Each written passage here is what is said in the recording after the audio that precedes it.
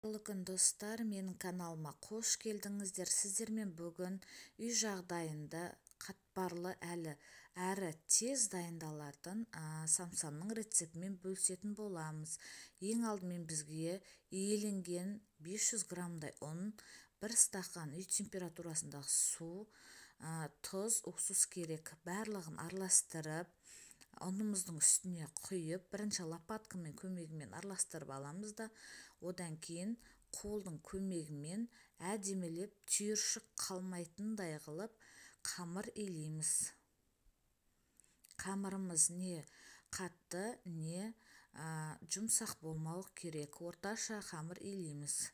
Қамырымызды енді 10-15 минутқа тұндырып, бетін жауып, тұндырып қоямыз.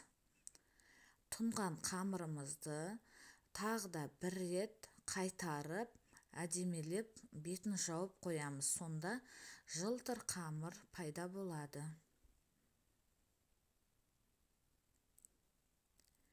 Енді тұнған қамырымызды 2 бөлікке бөліп аламыз да, бір бөлігін ыдысымызға салып қойып қоямыз. Екінші бөлігін не жұқа емес, не қалың емес қылып жайып аламыз.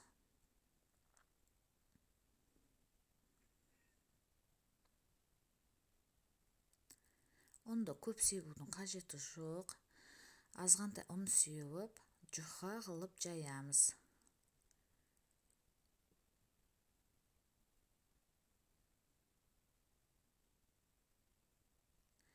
Мұны мен бір бөлігін жайып, жанына қойып қойдым. Енді екінші бөлігін жаямын. Екінші бөлігінде тура осындай пішінде жайып, ортасына енді сары майымызды жағамыз да, жаңағы жайған екінші бөлігімізді үстіне қоямыз.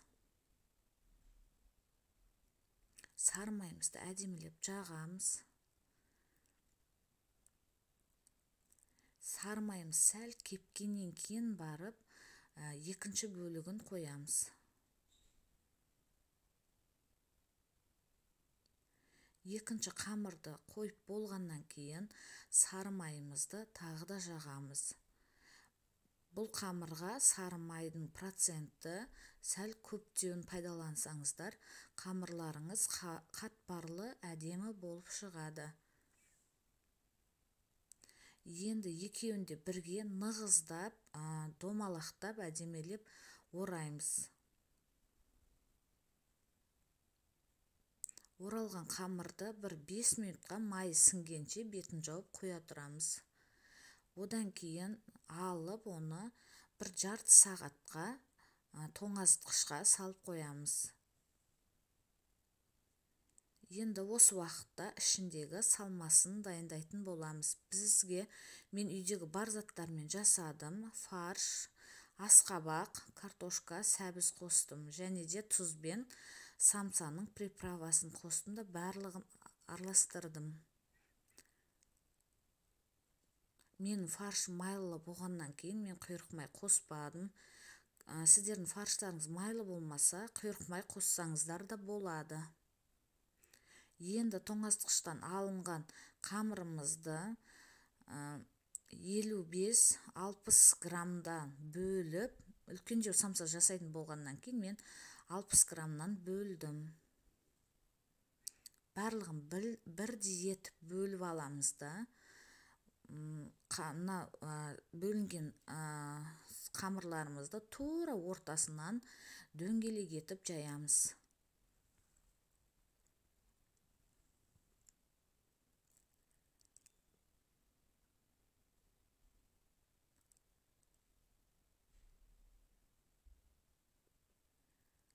Мен біреуін жайдым, енді екіншісін де жайып, ортасына салмасын салып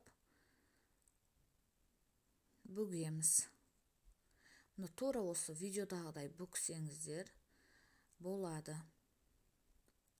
Төрт шетінде әдемілеп қайырып, бөгіп, осындай төрт бұрышты самса шығады. Мұны тағы да біреуін көрсетемін.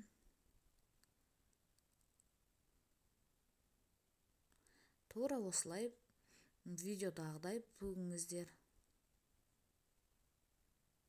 Мұнымен барлық самсаны бүгіп болдым. Енді жұмыртқаның сарысын бетіне жағамыз. Осы кезде пешімізді өздеріңіздің ыңғайларыңызға қарай қыздырып, ыңғайлы болған градуста самсаларыңызды пісіріп алсаңыздар болады. Сарысын жақтым да бетіне мак септім. Кунжут сепсеңіздер де өз еркілеріңізде. Енді қызып тұрған пеште пісіріп аламыз. Міне біздің самсамыз дайын болды. Өте дәмді болып шығады. Астарыңыз дәмді болсын.